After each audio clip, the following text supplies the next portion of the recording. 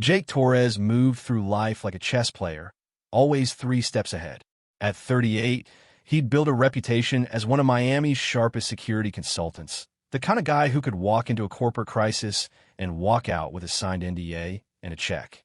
His job was about reading people, spotting the twitch in a CEO's jaw, the glance a junior exec didn't mean to make.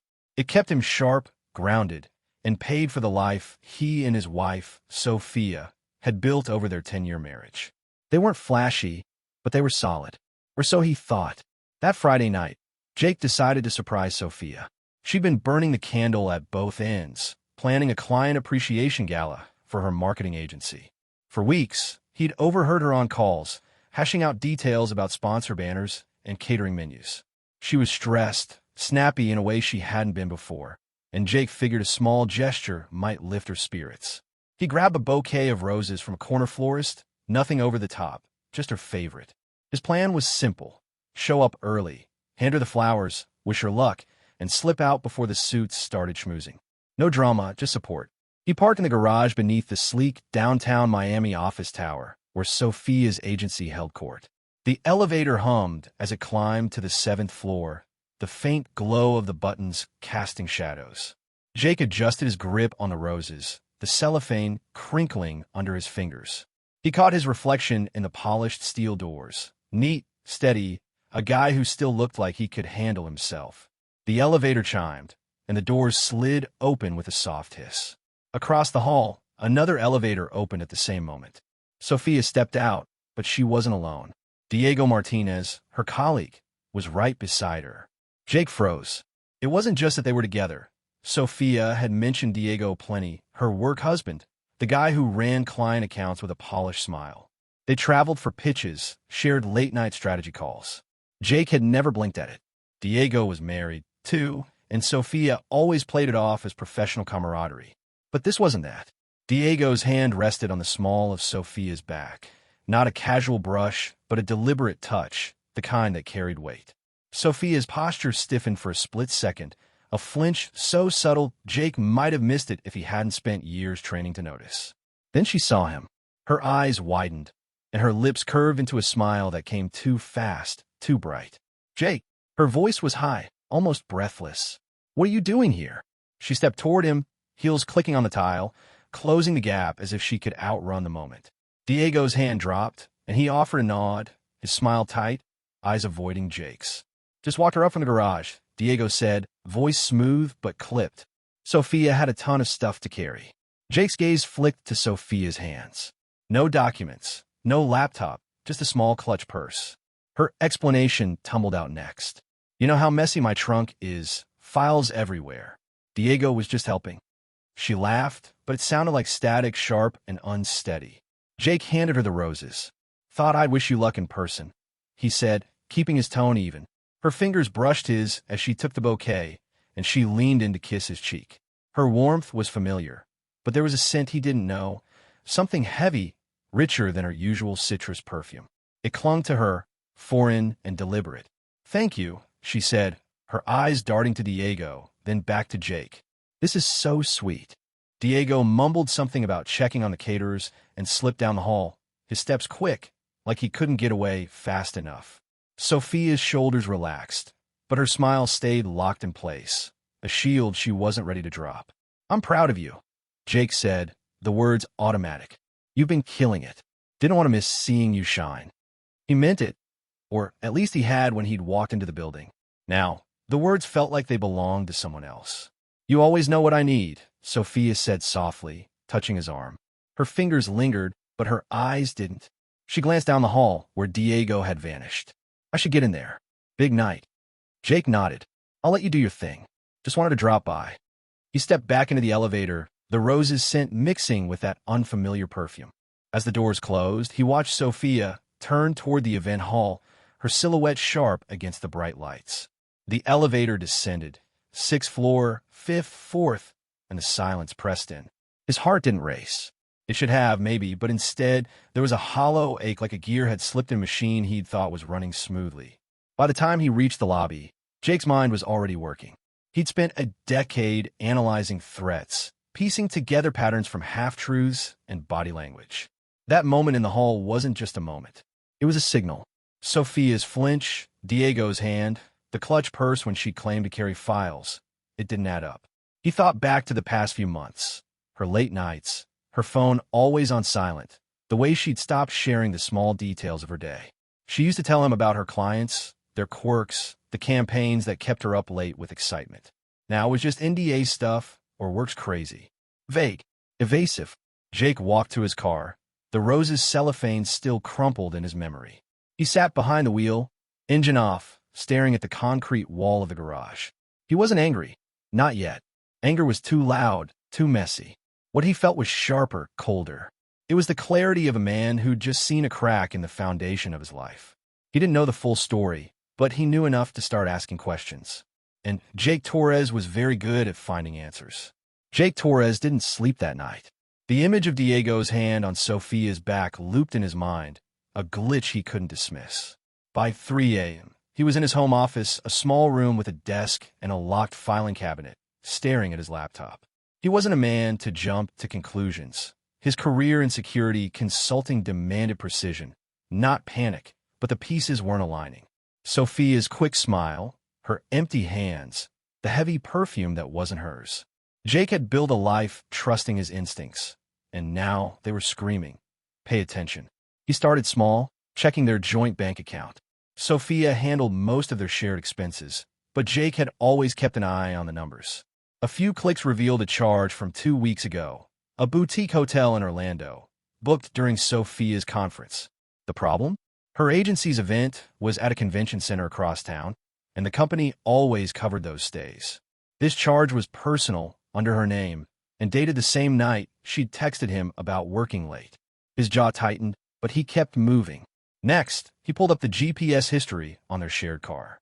Sophia had driven to Orlando, but the last logged destination wasn't the convention center. It was the hotel. The timestamp matched the charge. Jake leaned back, the chair creaking under his weight. One discrepancy could be a fluke. 2 was a pattern. He opened Sophia's work calendar, synced to their shared cloud account.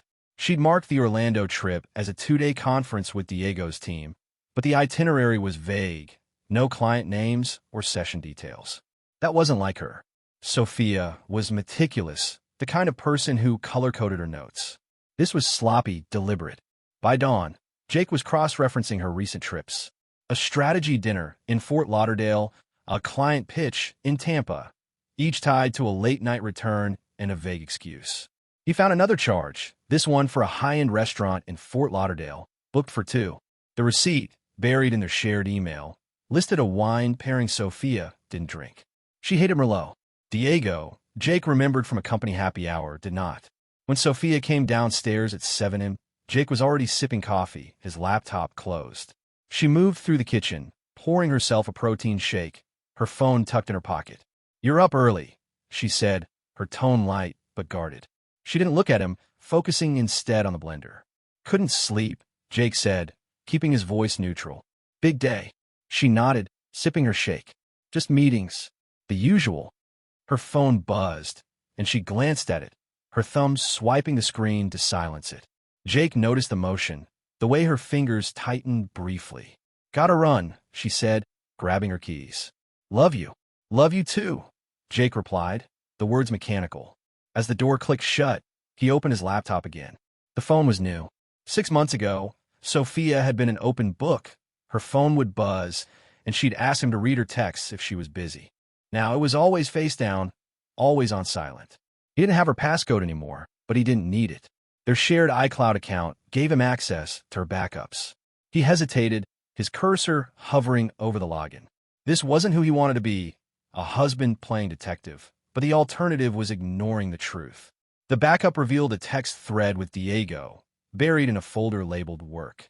The messages were careful, professional on the surface, but the timestamps told a different story. 1 a.m. Text about next steps, emojis that felt too personal for colleagues. One message, dated the night of the Orlando trip, read, "Can't wait to see you tomorrow." Jake's stomach twisted, but he kept scrolling. Another text mentioned a gift Diego had left in her hotel room.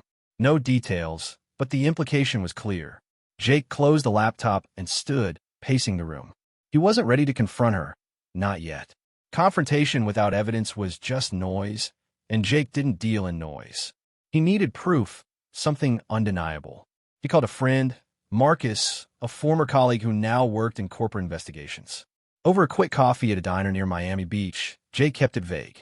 "Need a favor," he said, sliding a photo of Diego's car across the table, snapped from the agency's parking lot. "Can you pull public records on this guy? Nothing shady, just background." Marcus raised an eyebrow, but took the photo.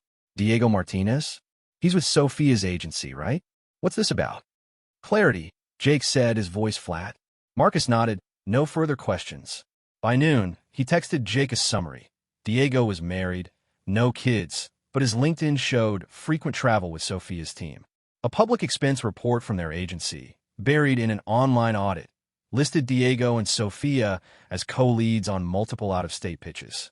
The overlap was too consistent to be coincidence. That evening, Sophia came home late, her keys jangling as she kicked off her shoes. "Crazy day," she said, dropping onto the couch. "Client drama." She didn't elaborate, and Jake didn't ask. Instead, he watched her, noting the way she avoided his gaze, the way her phone stayed in her hand, even as she scrolled through Netflix. He suggested a movie, something they used to do together, but she waved it off. "Too tired," she said, heading upstairs. Jake waited until her footsteps faded, then opened his phone. He'd installed a tracking app on their shared car months ago, a precaution after a string of local break-ins. Now, it showed Sophia's route from that morning. Not to her office, but to a coffee shop in Coral Gables, a place she'd never mentioned. A quick check of her credit card showed a $12 charge there, timestamp 9:17 a.m. Diego's Instagram, public and careless, had a story from the same coffee shop, posted an hour later. The caption, "Morning fuel." The next day, Sophia announced a last-minute trip to Tampa. "New venue opening," she said, packing a suitcase. "Could be big for the agency." She kissed his cheek, her touch fleeting. Jake nodded, asking for the hotel name like it was routine. "The Bayside Inn," she said, her voice steady. "Back in 2 days." As her car pulled out, Jake opened his laptop. The Bayside Inn's website showed no bookings under her name. He checked their joint account. Nothing. But a new charge popped up, this time at the Westin, a luxury hotel near Tampa's waterfront. 2 guests, booked under Sophia's name. Jake's pulse stayed even, but his mind was racing. This wasn't about suspicion anymore. It was about confirmation. He grabbed his keys. Tampa was a 3-hour drive. He didn't call, didn't text. The highway stretched out, the radio off, the only sound the hum of his engine and the questions piling up. By the time he pulled into the Westin's parking lot at 10 p.m., his plan was clear. No scenes, no fights. Just answers. He spotted Diego's car, a black SUV with a company decal, parked near the entrance. Jake's grip tightened on the wheel. He wasn't here to confront. He was here to know. Jake Torres sat in his car, the engine ticking as it cooled in the Westin's parking lot. The Tampa night was humid, the hotel's neon sign casting a faint glow across Diego's black SUV, parked 2 rows over. Jake's eyes locked on the company decal, a small detail that tied Diego to Sophia's world. He didn't move, didn't rush.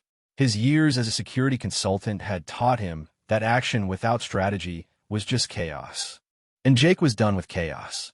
He stepped out, phone in hand, snapping photos of Diego's car. License plate, hotel signage, timestamp. Evidence, not emotion. The concierge, a young guy with a tired smile, was at the front desk. Jake leaned in, casual but direct. "Hey, my wife checked in earlier. Forgot her room number. Sophia Torres, booked for 2. He slid a $50 bill across the counter. The concierge hesitated, then typed. "Yeah, checked in 6 hours ago. 2 guests. Jake's chest tightened, but he nodded, asking for a fruit basket to be sent up with a note. "All my love, Jay." He wanted to see if Sophia would mention it. She never did. Back in his car, Jake sat with the weight of it. The concierge's words confirmed what the bank charges, GPS logs, and texts had already hinted. Sophia wasn't just drifting. She was building a separate life. Diego wasn't a fling. He was a choice. Jake drove to a diner 6 blocks away, the kind of place open late with flickering fluorescence. He ordered black coffee and stared at the counter, his mind cataloging next steps. Confronting Sophia now would give her room to lie, to spin another story. He needed leverage, something she couldn't dodge. By morning, Jake was back in Miami, his laptop open. He accessed their shared cloud account, pulling every receipt and email tied to Sophia's trips. A pattern emerged: luxury hotels, dinners for two, charges that didn't match her agency's budget reports. He cross-checked Diego's public expense filings, available through a client audit online. Several trips overlapped with Sophia's, listed as client entertainment, but lacking client names. Sloppy. Jake saved screenshots, time-stamped and organized. He called Marcus, his investigator friend, again. "Need another favor," Jake said, meeting him at a quiet bar in Coconut Grove. He handed over a USB drive with the expense data. "Can you get this to someone in Diego's firm?" Anonymously. "Looks like he's misusing client funds." Marcus scanned the files, whistling low. "This'll stir things up." "You sure?" Jake nodded. "Just make it clean." Within hours, Marcus confirmed the tip was sent to a compliance officer at Diego's agency. Jake didn't stop there. He logged into his business accounts, rerouting client payments to a secondary LLC he'd set up months ago for a side project. He changed passwords, updated two-factor authentication, and moved sensitive files, contracts, tax forms, proposals, to a private server. Sophia had no access to his consulting firm, but he wasn't taking chances. If she was planning a life with Diego, she might get desperate. Sophia returned from Tampa the next evening, her suitcase rolling behind her as she walked through the door. "Exhausting trip," she said, kicking off her shoes. "The venue's a game-changer, though." Her voice was bright, but her eyes didn't meet Jake's. He nodded, handing her a glass of water. "Glad it went well," he said, watching her sip. No mention of the fruit basket, no mention of the Westin. Just another lie, smooth as glass. That night, Jake checked his phone. An alert from their joint account showed a new charge: a spa in Tampa, booked under Sophia's name during her work trip. He saved it, adding it to his growing file. The next morning, he contacted his lawyer, Carla Ruiz, a no-nonsense woman he'd worked with on a security audit years ago. Over a secure call, he laid out the situation: suspected infidelity, financial discrepancies, the need for a clean exit. "I want divorce papers ready, but not filed yet," he said, "and I need to lock down assets." Carla agreed, drafting a plan to freeze their joint accounts and protect Jake's business. By noon, Jake had another call, this one to his mortgage provider. Their Miami condo was in his name, a decision made during a refinance 3 years ago. He requested copies of the paperwork, confirming his sole ownership. The title was clean, no loopholes. He scanned their marriage license, Sophia's social security card, and insurance documents, storing them on an encrypted drive. Every move was deliberate, like setting up a chessboard before the game. Sophia announced another trip that afternoon, this time to Atlanta. "Last-minute pitch," she said, packing quickly. "Could be big." Jake didn't ask for details, just nodded. "Safe travels," he said, his voice steady. As her car pulled out, he opened his laptop again. The Atlanta trip was a lie. No charges, no itinerary in her calendar. Instead, a new hotel booking popped up in Key Biscayne, less than an hour away. 2 guests under Sophia's name. Jake's jaw clenched, but he didn't flinch. He grabbed his keys and drove. The Key Biscayne hotel was upscale, its lot filled with sleek cars. Diego's SUV was there, parked near a palm-lined entrance. Jake didn't go inside. He snapped photos, then called Marcus. "One more tip," he said, sending the hotel details. "Check if Diego is claiming this as a work expense." Marcus didn't ask questions. "On it," he replied. Back home, Jake waited. At 3 p.m., his phone buzzed, a text from Marcus. Diego's firm had opened an internal audit. The anonymous tip about client fund misuse had triggered a review of his travel logs. Sophia's name was flagged in the collateral data, tied to unverified expenses. The dominoes were falling, and Jake hadn't even raised his voice. That night, Sophia texted, "Back tomorrow. Miss you." Jake didn't reply. He sat in his office, the glow of his laptop illuminating his face. The divorce papers were drafted, the assets secured, the evidence stacked. He wasn't angry, not anymore. Anger was a distraction. What he felt was clarity, the kind that comes when you stop hoping and start planning. Sophia thought she was playing a careful game, but Jake was already 3 moves ahead. Jake Torres woke at 5 a.m. The Miami condo silent except for the hum of the AC. His laptop was already open, a spreadsheet tracking every move he'd made. bank transfers, evidence files, lawyer correspondence. Sophia was still in Key Biscayne, or so the hotel charge suggested. Her text from last night, "Miss you," sat unanswered on his phone. Jake didn't feel the sting of betrayal anymore. He felt the focus of a man dismantling a lie, piece by calculated piece. He checked his email. Carla, his lawyer, had sent the finalized divorce papers, ready to file on his signal. The joint accounts were flagged for a freeze, pending litigation. His business assets, client retainers, consulting contracts, were now funneled through his secondary LLC, untouchable by Sophia. The condo's title, confirmed in his name, was backed by scanned documents in a secure cloud. Jake wasn't just preparing for a split. He was fortifying a fortress. At 7:32 a.m., he gave Carla the go-ahead. She filed the divorce petition, a motion to freeze shared assets, and an affidavit of financial separation. The digital timestamp locked it in. No loopholes, no delays. Jake poured a second coffee and stood by the kitchen counter, watching the confirmation email land. The world Sophia knew was about to shift, and she wouldn't see it coming. His phone buzzed at 9:15 a.m. Marcus, his investigator friend, sent a clipped update. Diego's firm had suspended him. The anonymous tip about client fund misuse had snowballed into a full audit. Travel logs, expense reports, and emails were under scrutiny. Sophia's name appeared in multiple unverified charges: hotels, dinners, a spa day in Tampa, tied to Diego's accounts. The agency's compliance team flagged her for questioning. Jake saved the message, his face unreadable. He moved to the next step. Using a burner email, he sent a second anonymous tip, this time to Sophia's agency HR. Attached were screenshots of her travel receipts, cross-referenced with Diego's, showing personal charges billed as work expenses. Nothing illegal, just enough to raise eyebrows. He didn't need to destroy her career.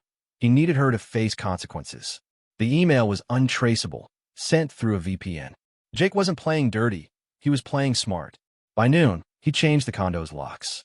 The locksmith worked fast, swapping out the deadbolt in under 15 minutes. Jake packed Sophia's essentials, laptop, toiletries, a week's worth of clothes, into a suitcase and left it on the porch with a typed note. "This address is no longer available for your use. Contact my lawyer for further communication. Belongings by appointment only." It was cold, precise like a contract clause. He taped the envelope to the suitcase and stepped back inside, the new key heavy in his pocket.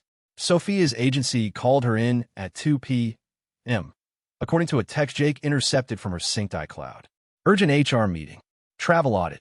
Her reply to a colleague was frantic. "What's this about?" No response. Jake didn't smile, didn't gloat. He opened his phone and blocked her number, then turned off notifications. The game was over. Now it was about execution. At 4 p.m., Marcus called. "It's a mess," he said, voice low. "Diego's out, pending investigation. Sophia's benched. HR's digging into her expense reports. Word is the agency's cutting ties with both to avoid a PR hit." Jake thanked him, hung up, and checked his email. Carla confirmed the asset freeze was active. Sophia's access to their joint accounts was cut. She'd find out the next time she tried to use her card. Sophia arrived at 10:03 p.m. The doorbell camera captured all. Her Uber idled at the curb as she stepped out, her posture tense, phone in hand. She tried her key, twisting it twice before realizing it didn't work. Her shoulders stiffened. She scanned the porch, spotting the suitcase and envelope. The camera's grainy feed showed her pause, her fingers hesitating before tearing it open. She read the note, her jaw tightening, eyes flicking to the door. No tears, no pounding fists, just a flash of anger, sharp and raw. She grabbed the suitcase, turned, and climbed back into the Uber. The car pulled away, taillights fading into the night. Jake watched the footage once, then deleted it. He didn't need to relive it. The next morning, Carla received Sophia's legal acknowledgement. She'd hired a lawyer and would contest the asset freeze. No denial, no plea for reconciliation, just a cold, legal countermove. Jake expected it. Sophia wasn't the type to beg. She'd fight, even when cornered. By noon, the fallout spread. Diego's wife, a detail Jake hadn't pursued but Marcus uncovered, filed for separation. She'd submitted a formal complaint to Diego's firm, citing personal emails between him and Sophia, pulled from a shared tablet. The agency's audit widened, flagging client data Diego had accessed during work trips with Sophia. Rumors of a fraud inquiry surfaced, though Jake stayed clear of the details. He'd lit the spark. The fire would burn on its own. Sophia's sister, Elena, called at 3 p.m. She showed up at my place. Elena said, her voice heavy. Tried to crash here, but I said no. She's a wreck, Jake. Says you blindsided her. Elena paused, then added, but she knew this was coming. She's not sorry, just mad she got caught. Jake thanked her, keeping it brief. Elena's words didn't surprise him. Sophia's regret wasn't for him. It was for her own missteps. He checked his phone one last time. A LinkedIn update showed Sophia's profile stripped of her agency title. Now, just marketing consultant. Diego's profile was gone entirely. Jake closed the app and walked to the condo's balcony. The Miami skyline sharp against the dusk. The silence wasn't empty. It was peace, hard-won and deliberate. Sophia and Diego weren't his problem anymore. They'd built their own trap, and Jake had simply pulled the pin. Jake Torres stood in his new workshop, the scent of sawdust sharp in the air. 6 months had passed since he'd locked Sophia out of their Miami condo, and now he was 120 miles away in Key West, a coastal town where the horizon stretched wide and the past felt like someone else's story. He'd sold his security consulting firm, cashed out his shares, and bought a modest bungalow with high windows and a garage he'd turned into a carpentry space. The work was steady, tangible, cutting boards, shaping tables, building something that lasted. It was a life he hadn't known he needed until he started living it. The divorce was finalized 3 months ago. Sophia's lawyer fought hard, contesting the asset freeze and pushing for a share of Jake's business earnings. But Jake's preparation had been airtight. Every document, every transfer, every legal step executed with precision. The condo was his, the business accounts untouchable, and their joint savings split evenly after the freeze lifted. Sophia walked away with her car, her personal accounts, and a bruised ego. She didn't call, didn't text, didn't show up. Jake didn't expect her to. The woman he'd married was gone long before the papers were signed. He checked his email one morning, a habit he'd scaled back since leaving Miami. A legal monitor he'd forgotten about pinged with an update. Sophia had taken a plea deal. 2 years of probation, a $10,000 fine, and a 3-year ban from managing client-facing events. Her agency had settled the audit, distancing itself from her and Diego to avoid a lawsuit. Diego's fallout was worse. His firm fired him after confirming he'd misused client funds, and his wife's separation filing had escalated into a public divorce. Their affair, once a secret, was now a case study in corporate misconduct. Jake read the email once, then deleted it. No triumph, no anger, just a nod to closure. He didn't need to see Sophia or Diego broken. He needed to know they'd face consequences. His focus was elsewhere now, on the life he was building from the ground up. He'd started selling his furniture at a local market, small pieces at first, cutting boards, stools, then custom orders for dining tables. The work was quiet, honest, a far cry from the high-stakes chess of his old career. One afternoon, at a town planning meeting, Jake met Carla, a 35-year-old policy analyst for the local council. She spoke with a calm precision, laying out zoning proposals with data and no fluff. Their first conversation was brief, about coastal erosion, but her sharp questions stuck with him. They crossed paths again at the farmer's market, where she bought one of his cedar coasters and asked about his process. A week later, at a bookstore, she caught him browsing the same novel she was reaching for, a thriller about betrayal, ironically. They laughed, split the cost, and traded it back and forth over coffee dates. Carla was different from Sophia, not in some grand, performative way, but in the small things that mattered. She didn't hide her phone, didn't dodge questions. When she said she'd be somewhere, she was there. Their connection grew slowly. Shared meals, walks along the pier, conversations about policy and wood grain. Jake didn't check her texts or second-guess her plans. He didn't need to. Trust, he realized, wasn't something you built with surveillance. It was something you felt when the other person showed up fully. One evening, as they sat at a beachside taco stand, Carla asked about Miami. Jake kept it brief. A marriage that ended, a career he left behind. She nodded, not prying, and shared her own story. A stalled engagement years ago, a move to Key West to start fresh. You ever miss it? She asked, sipping her soda. Jake shook his head. Not anymore. And he meant it. The ache of Sophia's betrayal had faded, not because time healed, but because he'd chosen to let it go. His phone buzzed occasionally with echoes of the past. Elena, Sophia's sister, texted once, saying Sophia had moved to Atlanta, working freelance, living alone. She's not the same, Elena wrote. Thinks you ruined her. Jake didn't reply. He didn't need to explain that Sophia's choices, not his, had unraveled her life. Another time, a former colleague sent a news clip. Diego's firm was named in a minor fraud probe, tied to the same client accounts he'd mismanaged. Jake skimmed it, then closed the app. Their story wasn't his anymore. He kept one ritual from the old days, a daily walk at dawn, the sky pink over the water. It was where he thought clearest, where the noise of betrayal, Sophia's lies, Diego's hand, the locked-out suitcase, faded into the rhythm of waves. He'd spent a decade protecting others, reading threats, securing boardrooms.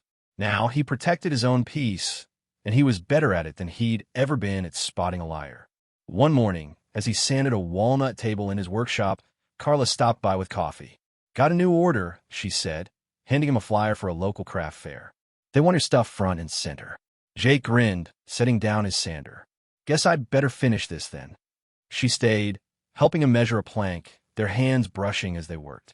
It wasn't dramatic, wasn't a movie moment, just two people building something real. The past didn't vanish completely. It showed up in small ways. A song on the radio Sophia used to hum, an email from a Miami client asking if he'd consult again. But it didn't hurt. It was like a scar, proof of a wound that had healed. Jake's days were his own now. Wood to shape, orders to fill, a life to live. He didn't check his phone for lies or skin bank accounts for secrets. He didn't need to. The clarity he'd fought for in those final days with Sophia wasn't just about exposing her. It was about freeing himself. As he locked up the workshop that evening, the sun dipping low, Jake glanced at the horizon. Key West stretched out, quiet and steady, a place where he wasn't Alex Mercer, security expert, or Sophia's husband, betrayed. He was just Jake, a guy with a table to finish and a coffee date tomorrow. And for the first time in years, that was enough.